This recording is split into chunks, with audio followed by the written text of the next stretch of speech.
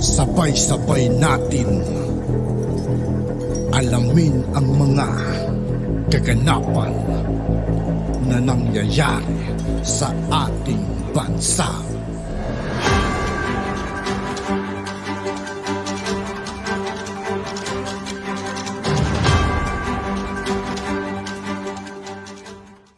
Yo, what's up mga kaibigan? This is TOO KAYE po again. Ngayon nandito ulit tayo sa channel ni Pinas News Insider. Dito ulit tayo magbibigay ng komento at reaksyon. Kaya samahan nyo ako guys. Let's go!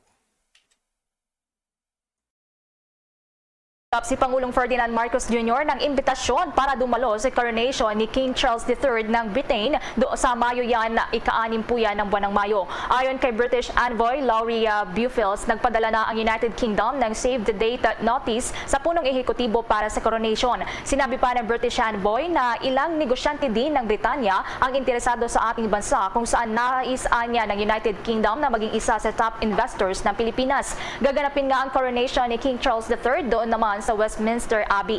Kasalukuyan ding nasa London ang economic team ng Marcos administration para sa briefing kasama ng United Kingdom leaders, bankers at mga negosyante. Samantala po, inaasahan naman daw ng European Chamber of Commerce of the Philippines o ECCP ang ilang bilyong dolyar na foreign direct investments na papasok sa bansa dahil sa ipinatutupad na economic reforms sa bansa. Ayon sa European Chamber of Commerce of the Philippines President na si Lars Wittig, na ang pagpasa ng mga pangunahing economic reforms gaya ng Foreign Investment Act, ang Retail Trade Liberalization Act at itong Public Service Act ay manghihikayat sa mga foreign investors dito sa bansa. Kasabay dito ay naglabas sila ng guidelines, itong guidebook kung paano magnegosyo sa Pilipinas na siyang magtuturo sa mga foreign investors sa pagtatayo nila ng negosyo dito pa rin sa Pilipinas. Isa sa mga nagtutulak sa nasabing grupo para magkaroon ng maraming mga foreign investments ay ang pagiging panglibang pwesto ng Pilipinas sa ngayon sa most competitive sa Association of Southeast Asian Nations ng Institute for Management Development 2022 World Competitiveness o itong Competitiveness Ranking. Samantala po, naniniwala ang National Economic Development Authority o NEDA na tuloy-tuloy na makakabawi at tumatatag itong ekonomiya po ng Pilipinas. Kasunod na rin ito ng naitalang paglago sa 7.6% nitong ekonomiya ng bansa sa buong taon ng 2022, nalagpas pa po sa target na 6.5 hanggang 7.5% at pinakamataas po yan mula noong 1976. Ayon kay Socio-Economic Planning Secretary Arsenio Balisacan, ang Pilipinas na ang may pinakamabilis na paglago pagdating pa rin sa fourth quarter real gross domestic product growth ng emerging economies. Tinukoy naman itong nakaambag sa paglago ng ekonomiya ang lalong pagluluwag ng economic activities at ang pag-unlad ng labor market condition at maging ng turismo. Kasunod dito, siniguro naman ni Secretary Balisacan na magpapatuloy ang government interventions sa iba't ibang sektor sa gitna pa rin ng hamon ng global risk. Tinukoy rin ito ang isinusulong ng Pilipinas, itong Philippine Development Plan 2023 hanggang 2028 na maghahatid ng mas maraming trabaho, magpapalakas ng purchasing power ng mga consumers, magpapatatag sa food production linkages at magtitiyak ng inclusive growth sa bansa. Samantala, inaasahan naman ng National Economic and Development Authority na posibleng umabot sa 6 hanggang 7% itong target na gross domestic product para sa taong 2023.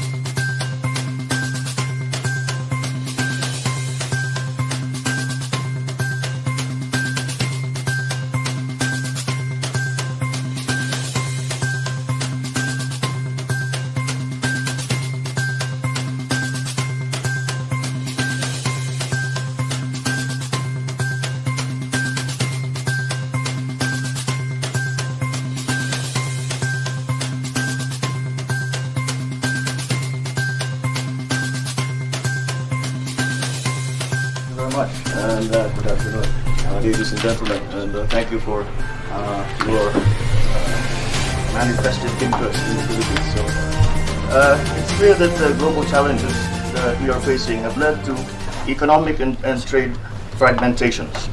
In a bid to address these complex issues, we now pause and reflect. Are our institutions still effective? What actions do we need to undertake to recalibrate those institutions? What mechanisms are necessary to fill the gaps, and how do we forge essential new partnerships? The COVID-19 pandemic and the current state of the global economy are a testament to the need for a higher call for cooperation. No one is completely safe and secure until everyone is safe and secure. No one can be left behind if we are to succeed. This is the kind of society that we envision for the Philippines, the same one we are striving for in our development plan, the socio-economic agenda that we have put together, and our other national strategies. I thank the multilateral, bilateral, and private partners, as well as those in the academic and civil society. Thank you to the forum's organizers for this opportunity to highlight our work. And the World Economic Forum has provided us with an excellent program. So allow me to anchor my message on the 5 highly relevant themes that the WEF has identified in our gathering for this year. On addressing the current high inflation, low growth, high debt economy in the context of new systems for investment, trade, and infrastructure. Well, according to IMF, projection for global economic growth in 2023 is a rather low 2.7%, slower than the 3.2% in 22, which is already a significant decrease from 6% in 2021. In the Philippines, the picture is slightly different, and we project our economy to grow by around 7% in 2023. Our actual projection is 6.5, but there are signs that we might be able to surpass that.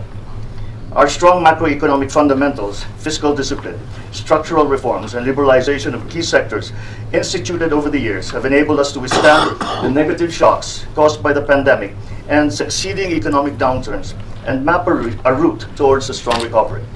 There's a vast range of investment opportunities available, such as in renewable energy, agro-processing, transportation, infrastructure development, amongst others, and several public-private partnerships in the pipeline. The process of establishing our first ever sovereign wealth fund is underway. Such a fund is one tool among many in our efforts to diversify our financial portfolio, which includes our existing institutions pursuing investment that will generate stable returns, but also welfare effects spanning employment creation, improvement of public service, and a decrease in costs of economic activities. We have seen inflation accelerating globally in recent months. We have deployed a number of non-monetary issues to address high inflation, focused on a temporary relaxation of imports concerning various meats and grains. The government has intensified its measures to help improve local food production and help the agricultural sector to strengthen and quickly recover from the deterioration of the agricultural value chain. The government will pursue modernization and innovation programs, the development of new farming and fishing technologies, adoption of climate and disaster resilient technologies for the enhancement of the agricultural value chain system. We also need to ensure that sufficient welfare measures are in place to cushion the impact of elevated inflationary pressures, especially towards the most affected and vulnerable sectors in our society. As we convene here in Davos, efforts are likewise focused on strengthening the country's engagement with trading partners and promoting the use of the country's network of FTAs to maximize opportunities. We stress the importance of economic and technical cooperation to assist the development of smaller economies and enable their participation, both of small businesses and economic segments with untapped potential in the global economy, and also of large-scale industrial development. On addressing the current energy and food crises in the context of a new system for energy, climate, and nature, our development plan puts together coherent strategic measures to hasten economic and social recovery towards inclusive and resilient development. On addressing the current industry headwinds in the context of a new system for harnessing frontier technologies for private sector innovation and resilience. Amendments to the Foreign Investments Act provide flexibility and transparency and liberalize the practice of professions, making it easier for foreign investors that require foreign talent to do business in the country.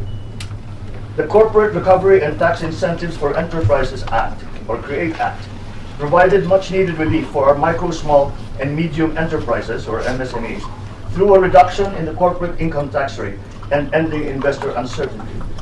Amendments to the implementing rules and regulations of the Build, Operate, Transfer law will allow the government to leverage public-private partnerships and better direct resources to other critical areas of development, governance, including social protection measures.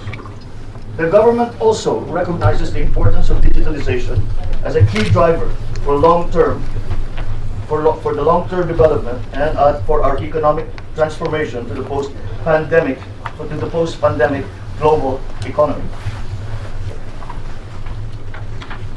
Finally, on addressing the current social vulnerabilities in the context of a new system for work skills and care of MSMEs is the central theme of this administration's digitalization efforts.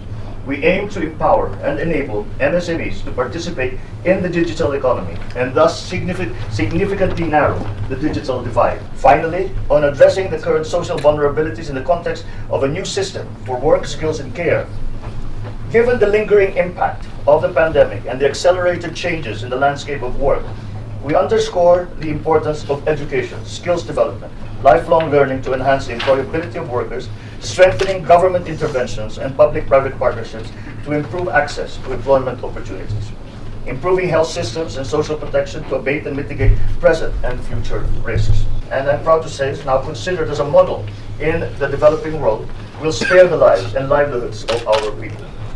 Friends, ladies and gentlemen, it has been my privilege to provide you with an overview of the state of our economy and the myriad opportunities awaiting to be unlocked.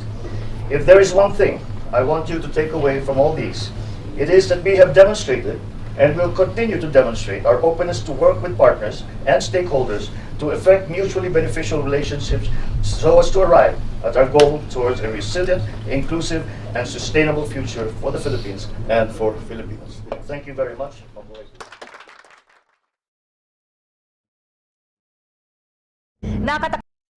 At yun nga po mga kaibigan, dito po nagtatapos ang ating reaction video. Muli ako po si I2K ng Sundalo ng Dunggalo. Maraming salamat sa patuloy na pagsuporta. Yeah, peace out.